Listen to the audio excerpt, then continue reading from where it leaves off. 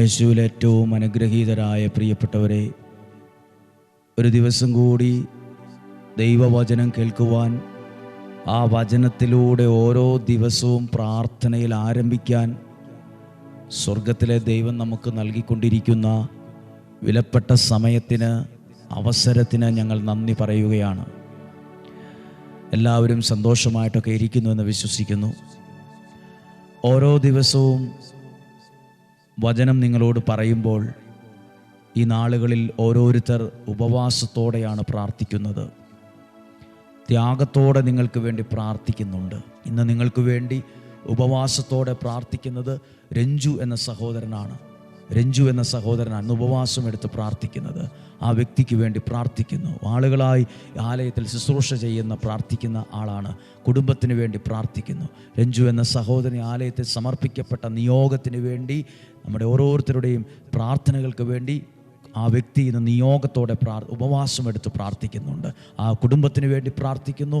Daily ബ്ലെസ്സിങ്ങിലൂടെ വചനം കേൾക്കുന്ന എല്ലാ കുടുംബങ്ങൾക്ക് വേണ്ടി, ഈ വചനം സ്വീകരിക്കുന്നവർ, ഈ വചനം നല്ല മനസ്സോടെ ശുശ്രൂഷ മനോഭാവത്തോടെ അയച്ചു കൊടുക്കുന്നവർ, ഗ്രൂപ്പിൽ ഷെയർ ചെയ്യുന്നവർ, അവരൊക്കെ ചെയ്യുന്നതൊരു ദൈവ ശുശ്രൂഷ തന്നെയാണ്. ദൈവത്തെ മഹത്വപ്പെടുത്തുന്നൊരു പ്രവൃത്തിയാണത്.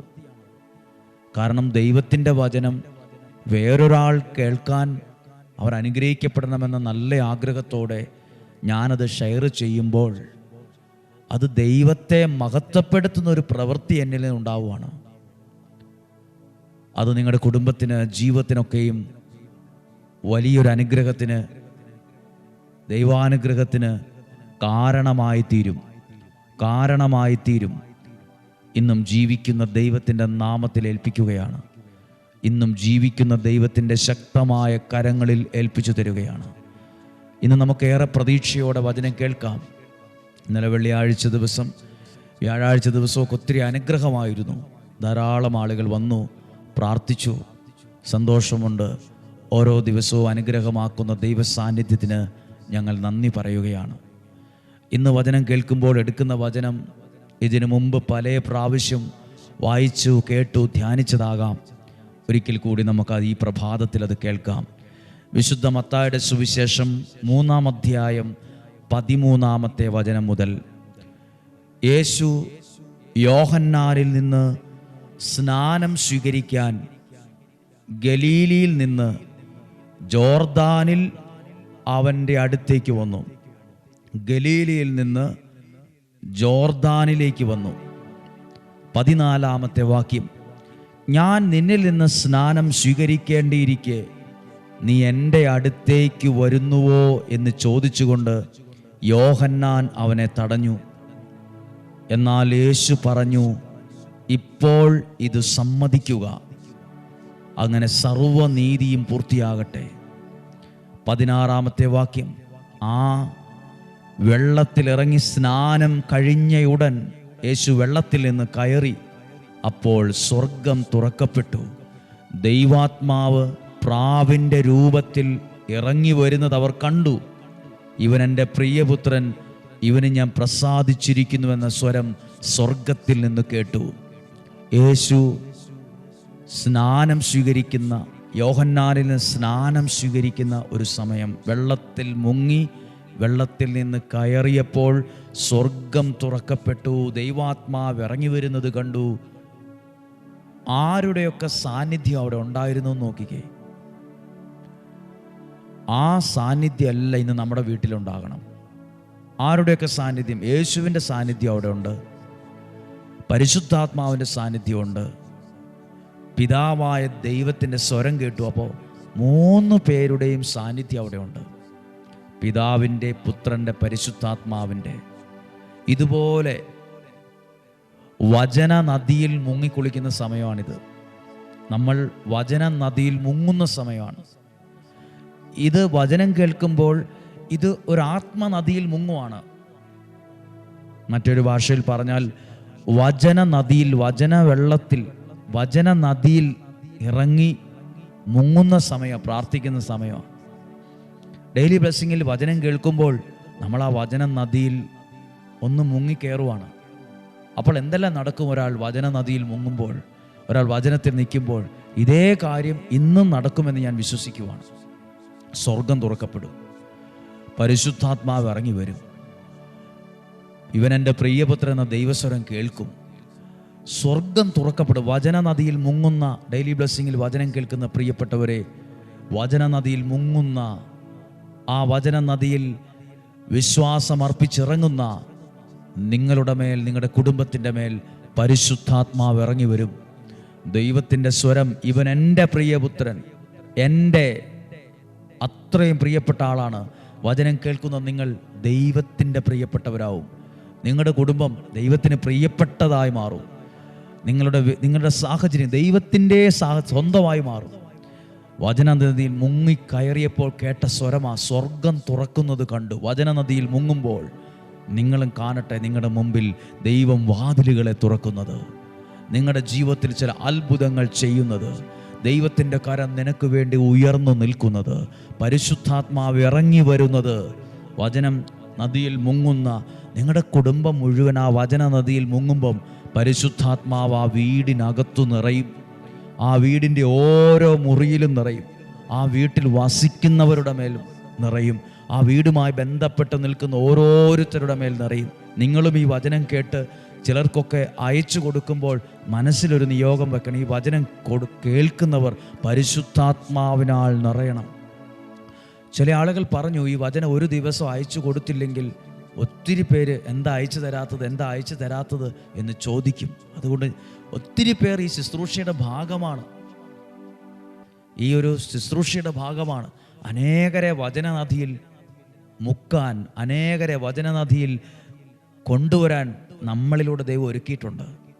അനേകരെ ഈ വചനനദിയിൽ കൊണ്ടുവന്ന് സ്വർഗം തുറക്കുന്ന ഒരു അനുഭവത്തിലേക്ക്, പരിശുദ്ധാത്മാവ് നിറയുന്ന അനുഭവത്തിലേക്ക് എന്നെയും നിങ്ങളെയോ ആ ദൈവം നിമിത്തമാക്കിയിരിക്കുന്നത്. ചെറിയ കാര്യമല്ല, വലിയ കാര്യമാണ്. ഇന്ന് നിങ്ങൾക്ക് വേണ്ടി പ്രാർത്ഥിക്കുവാണ്. ഇന്ന് വചനനദിയിൽ മുങ്ങുന്ന ഓരോരുത്തർക്കും അനുഭവം ഉണ്ടാകണം. കർത്താവേ, അങ്ങയുടെ വചനമാകുന്ന നദിയിൽ മുങ്ങിക്കുളിക്കുവാണ് ഞാൻ. ദൈവഹിതപ്രകാരമുള്ള കാര്യങ്ങൾ ചെയ്യാൻ എനിക്ക് കഴിവ് വേണം. ദൈവഹിതപ്രകാരമല്ലാത്തത് ചെയ്യാതിരിക്കാനും എനിക്ക് കഴിവ് വേണം. ദൈവം ഏൽപ്പിച്ചത് എനിക്ക് ചെയ്യണം, ദൈവം ഏൽപ്പിക്കാത്തത് എനിക്ക് ചെയ്യണ്ട. രണ്ടിനും കഴിവ് വേണം. ദൈവം ഏൽപ്പിച്ചത് ചെയ്യണം. എന്നിലൂടെ അനേകരെ ദൈവവചനമാകുന്ന വചന നദിയിൽ മുക്കാൻ ദൈവം ഏൽപ്പിച്ചൊരു കാര്യമാണെങ്കിൽ അതെനിക്ക് ചെയ്യണം. ഏൽപ്പിച്ചിട്ടില്ലാത്ത കാര്യം ചെയ്യുകയും വേണ്ട. നിങ്ങളെ ദൈവം ഏൽപ്പിച്ച കാര്യമുണ്ട്. അനേകരെ ദൈവം അനുഗ്രഹമാക്കി മാറ്റട്ടെ എന്ന് പ്രാർത്ഥിക്കുവാണ്. ദൈവത്തിൻ്റെ ഇടപെടൽ ഉണ്ടാകട്ടെ എന്ന് പ്രാർത്ഥിക്കുവാണ്. ദൈവത്തിൻ്റെ സഹായം നിങ്ങൾക്ക് അനുഭവിക്കാൻ കഴിയട്ടെ എന്ന് പ്രാർത്ഥിക്കുവാണ്. ഇന്ന് നമുക്ക് യേശുവിൻ്റെ ആശീർവാദം സ്വീകരിക്കാം. വചനനദിയിൽ മുങ്ങുന്ന, ഡെയിലി ബ്ലെസ്സിങ്ങിലൂടെ മുടങ്ങാതെ ഈ വചനം മുങ്ങിക്കുളിക്കുന്നവരാ, എഴുതി വയ്ക്കുന്നവരാ. അയച്ചു കൊടുക്കുമ്പോൾ നമ്മൾ പറയും, നിങ്ങളിത് കേൾക്കണം കേട്ടോ. വചനനദിയിൽ നമ്മൾ ഓരോരുത്തരും യോഹന്നാനെ പോലെയാ. അനേകരെ ആ വചനനദിയിൽ മുക്കാൻ ദൈവം നിർത്തിയവരാണ്, നിയോഗിച്ചവരാണ്. നമ്മളിലൂടെയാണ് അനേകരുടെ ജീവിതത്തിൽ വഴിത്തിരിവുകൾ ഉണ്ടാകുന്നത്. അനേകർ ആ ഒരു അനുഗ്രഹത്തിൽ, ആ പരിശുദ്ധാത്മാവിൽ നിറയുന്നത്. ഒരാളും നഷ്ടപ്പെട്ടു പോകരുത്. ഇന്ന് യേശുവിൻ്റെ ആശീർവാദം സ്വീകരിക്കുമ്പോൾ പറഞ്ഞ് പ്രാർത്ഥിക്കുവാണ്, ഒരാളും നഷ്ടപ്പെട്ടു പോകരുത്, ഒരാളും തകർന്നു പോകരുത്, ഒരാളും പരാജയപ്പെട്ടു പോകരുത്, ഒരാളുടെ ജീവിതത്തിലും തകർച്ചയുണ്ടായി എന്ന് കേൾക്കാൻ ഇടയാകരുത്, ഒരാളും ദുർമരണം സംഭവിച്ചു എന്ന് കേൾക്കാൻ ഇടയാകരുത്, ഒരാളും ആത്മഹത്യ ചെയ്തു എന്ന് കേൾക്കാൻ ഇടയാകരുത്, ഒരാളും മദ്യത്തിലും മയക്കുമരുന്നിലും തെറ്റായ ബന്ധത്തിലും വീണുവെന്ന് കേൾക്കാൻ ഇടയാകരുത്. അനുഗ്രഹിക്കപ്പെട്ടു വരണം. നിങ്ങൾ വചന നദിയിലാണ് മുങ്ങുന്നത്. പരിശുദ്ധാത്മാവാണ് നിങ്ങളിൽ ഇറങ്ങി വരുന്നത്. ദൈവത്തിൻ്റെ സ്വരമാണ് നിങ്ങൾ കേൾക്കുന്നത്. ഇവൻ എൻ്റെ പ്രിയപുത്രൻ, എൻ്റെയാണ്. പ്രാർത്ഥിക്കാം.